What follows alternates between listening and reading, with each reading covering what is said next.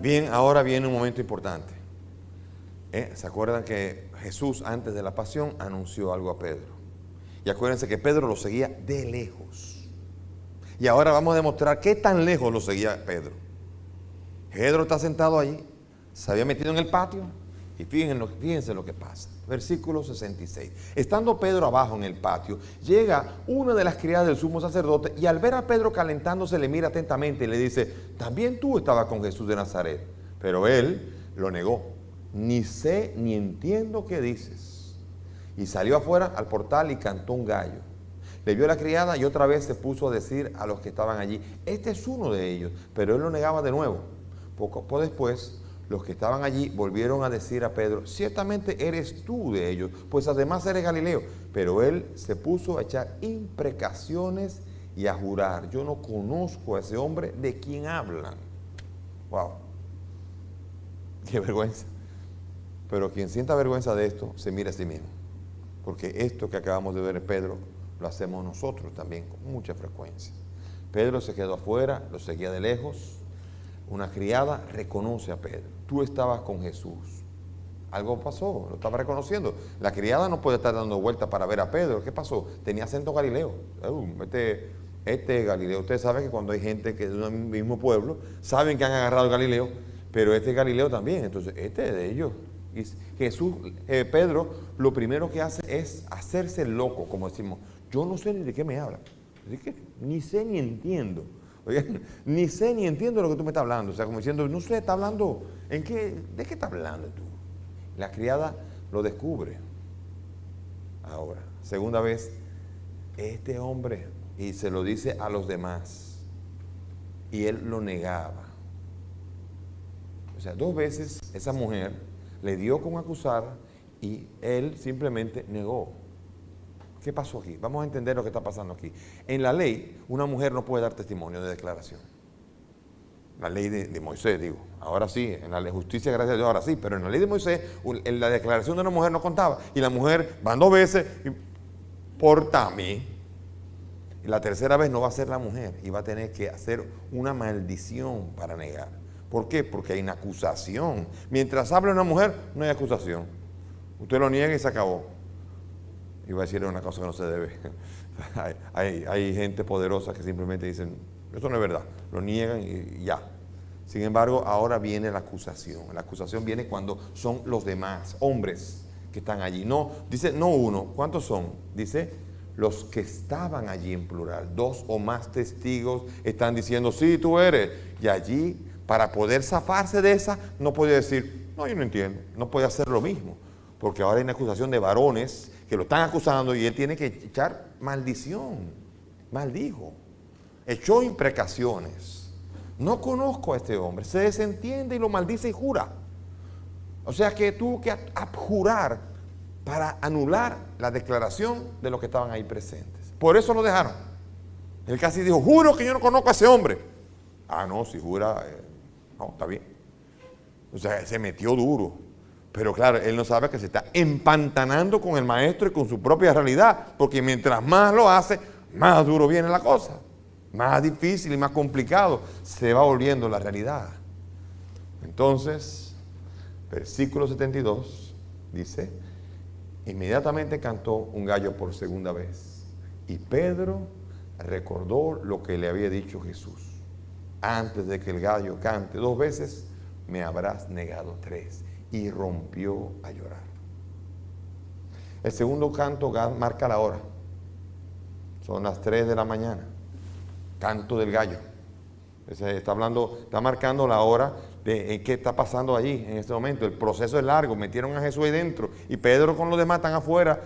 Y es la hora larga ya. El gallo ha cantado 2 veces, son las 3 de la mañana y está ahora dándose cuenta de que antes de que el gallo cante, antes de que llegue esa hora, como dice, sonó el reloj. El gallo es como un reloj que suena, marca la hora. Y él dijo: antes de que eso, tú me habrás negado 3. Y allí él se dio cuenta de su realidad. Se cumple la predicción de Jesús. Y Pedro se acuerda de esto y llora amargamente. ¿Qué está pasando aquí? Acuérdense que Marcos le está escribiendo ¿a quién? A una comunidad perseguida. Roma. Están siendo perseguidos. muchos han apurado, muchos han negado el nombre de Jesús. Porque si hay un sitio donde se está dando pecosones duros para perseguir a los cristianos, es en Roma. Y es allí donde muchos se sienten afligidos, que han tenido que negar, que han tenido miedo. Y por eso ese episodio de Pedro debió dar mucha consolación a los que están en Roma. Porque Pedro, acuérdense que estuvo en Roma, murió en Roma, está enterrado en Roma, y Pedro también, ese que es la cabeza de la iglesia, le pasó. Así que ánimo, dando a entender, no que se queden en la negación, pero ánimo, porque también Pedro lloró, y lloró amargamente, y lloramos nosotros amargamente nuestras infidelidades, y tenemos que pedirle, porque aquí hay dos personas que tuvieron un final diferente, ¿se acuerdan? Judas y Pedro. Y Pedro fue capaz de volver por el camino de la reconciliación. Este episodio está invitando a la comunidad de Roma, a la comunidad de cristianos de Roma, de que se anime, si bien es cierto que algunas veces se niega por miedo, se niega al maestro, hay la posibilidad de marcar con gloria el camino final a través del martirio. Así que anima a la comunidad romana que está escribiendo.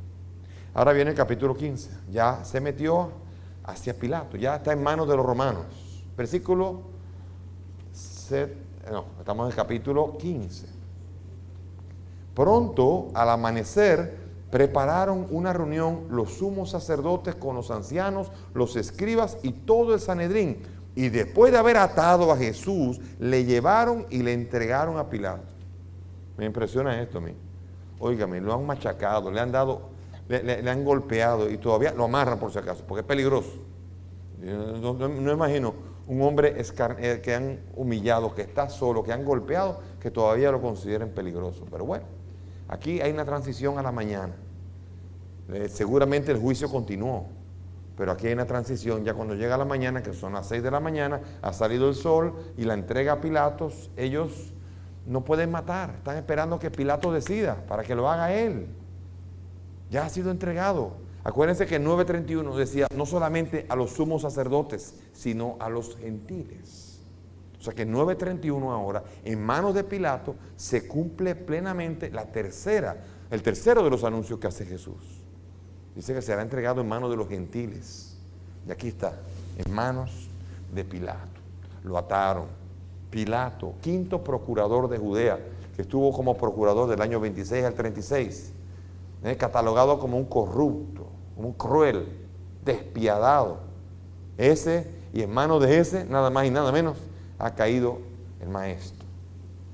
Sin embargo, va a ser curioso, porque ese cruel y despiadado va a ser el que va a tener como compasión, porque si bien es cierto que es cruel, bien es cierto que él que administra la justicia va a decir, pero este hombre no tiene culpa, porque me gusta machacar a la gente, pero cuando lo merece.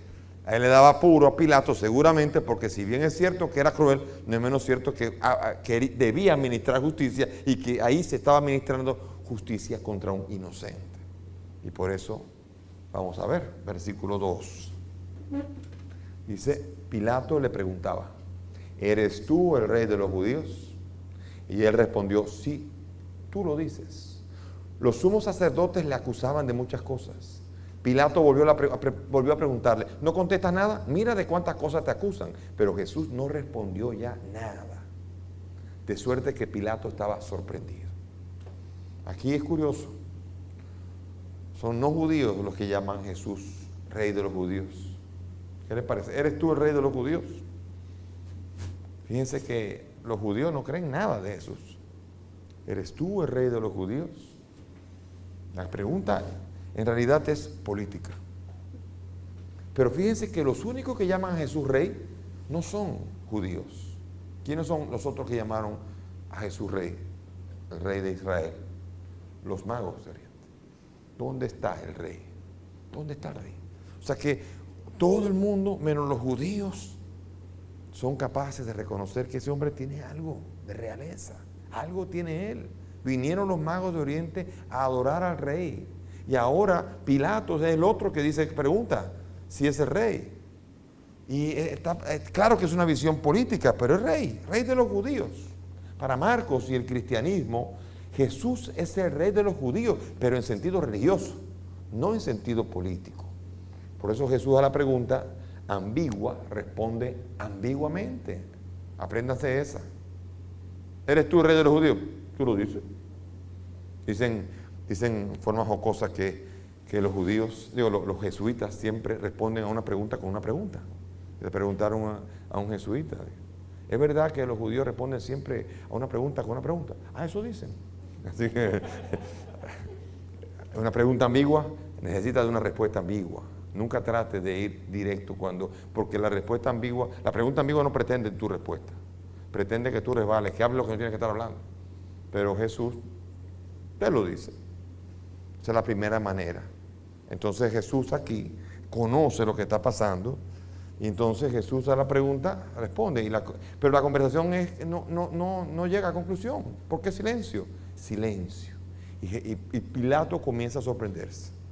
Porque se dio cuenta que Pilato seguramente salía de cada caso en 3 minutos. ¿Usted es rey de los judíos? Sí, váyase, mátenos. Este suelto. Y este silencio. Y esta respuesta. O sea, Pilato se encuentra con uno que no es un cualquiera. No solamente como persona, sino con sabiduría ahora. No es un pescadito que pueda agarrar así con la mano, sino que algo está pasando con él. Y se quedó sorprendido. Versículo 6. Hay una especie de cambio ahora. Hay una explicación que va a pasar. Cada fiesta les concedía la libertad de un preso, el que pidieran.